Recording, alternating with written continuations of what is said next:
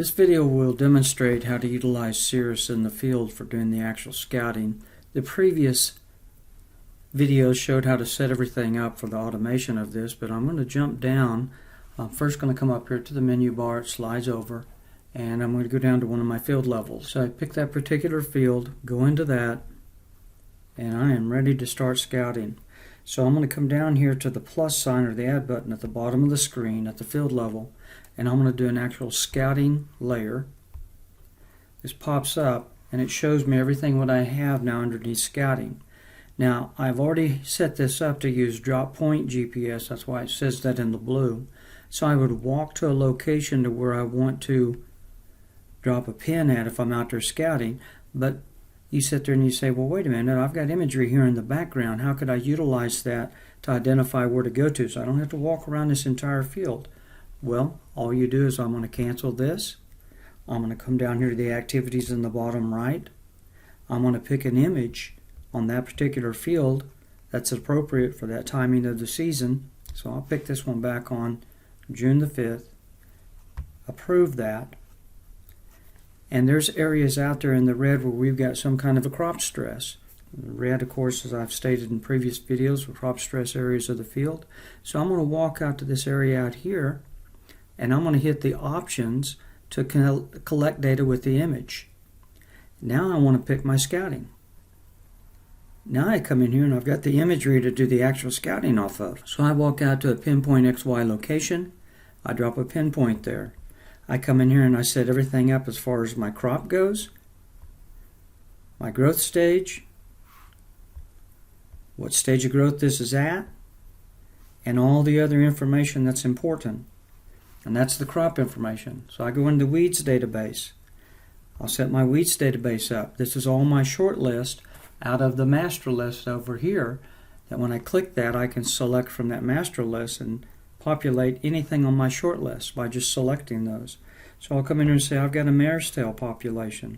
You could fill out the density in the weed stages.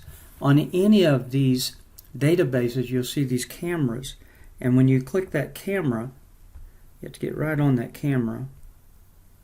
When you click that camera, it gives you the option to be able to take a photo or to pull out from your resource from your iPad photos. So if I choose to do the iPad photos, because I'm here in my office, I'll come in here and say, well, this happens to be a mare's tail. I don't know if I've got any mare's tail, but I'll just grab, you can grab up to 5 images here and utilize this. So I'm just going to pick one, but if I wanted multiples, I could pick multiples. Hit done, and now it's going to turn to an orange camera look, indicating that you've got at least one image, but you can store up to 5. So if that's all the information we need on the mare's tail, we can store up to 8 more, or 7 more, 8 total. So I'm going to come right here to the add button, and I could add in a second weed out of my database, whatever that might be, and take a picture of that. And then move over to an insect database and select that.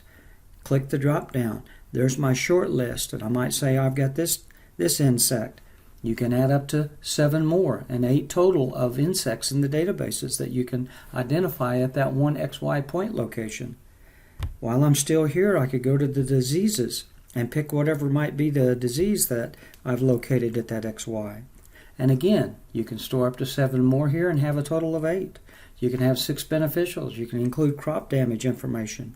You can go to the General tab, and in the General tab you can go in and put in the operator information, comments, the soil conditions down on the bottom center, and the field weather. And if you hit the field weather and add local weather, we'll populate that with the information for the latest weather information for that part of the country. So once I'm finished with that XY location, I walk to a second XY location and I drop a second point. And when I get there, I go, well, I've got a lot of the same problems I had over at the first point location. So I can come over here and select that first point location. It turns green, and click that multi-select button. Think of that as your copy and paste. And click on the head of that second pin that you just walked to, and now you've copy and pasted everything from point 1 to point 2. Now I go in and I hit the deselect, or just the multi-select to deselect that, select the second one, and if I come back to the scouting database by clicking on scouting, there's all that information that's been copied across. So we've automated this for setting up and being able to collect this data when you're doing the actual scouting in the field. When I come up here and I'm finished with everything, I can go to the Save button in the top right. I can give it a name. You don't have to, but you can give it a name. It takes the date of today's calendar date, the season, and save as an application because you're done with that. You can have up to 4,000 notes. You can take more pictures there on that camera that you see on the left side of the screen.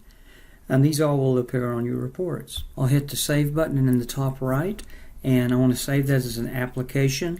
The event date, I could give it a name at the very top, it's an option. But I want to save and create a recommendation for the crop protection and fertilizer. And you could put more information on the notes up to 4,000 characters. So when I save that, it saves out the scouting and immediately goes into the actual recommendation, what you're going to do for a tank mix. Now, I showed you in an earlier video on how to create the tank mix, but we've automated that. You could go right in here to the tank mix and say, well, I want to use this spring early 2020 tank mix, and there it is, set up with what you've built there earlier, and just apply that in the top right screen, and that populates that with all this information, what is appropriate for that particular tank mix. And then you could save that out in the top right, save that as a recommendation, fill out your date time range from what date to what date, and we're ready to go. So I'll hit the Save button, and that saves that recommendation. And if I look down through here, here's what it's going to apply on the field. So that's how you can create the recommendation itself. And the options in the top right, I can send that out now. I could send that out as a shapefile or as a wireless export if I hit the shapefile option. Since I'm at the field, I'm just going to leave it unzipped as a shapefile. And I could just hit the upload arrow. Now if you had multiples here, you could pick the ones that are appropriate, but hit the upload arrow. And if I had this set up for my email, I could email that to my customer or to my farmer. If I had it set up where I didn't have email, I didn't have connection for the internet in the field, so I could just take it to my notes, and then when I get back to the office, I could push it from there and email it out. But that's how you send that file up to those other locations. Or when you get through and you want to synchronize this across, I'll just hit cancel and go back in the top left, go back one arrow, and in the bottom right, I'm going to click on those double arrows, and that's pushing that up to my AgX account, which will then synchronize down to whomever I'm sending this to in my AgX sync relationships to share that data to other people within my company, possibly another person within the company that's also a part of the service provider company you're working with, or possibly to a farmer himself.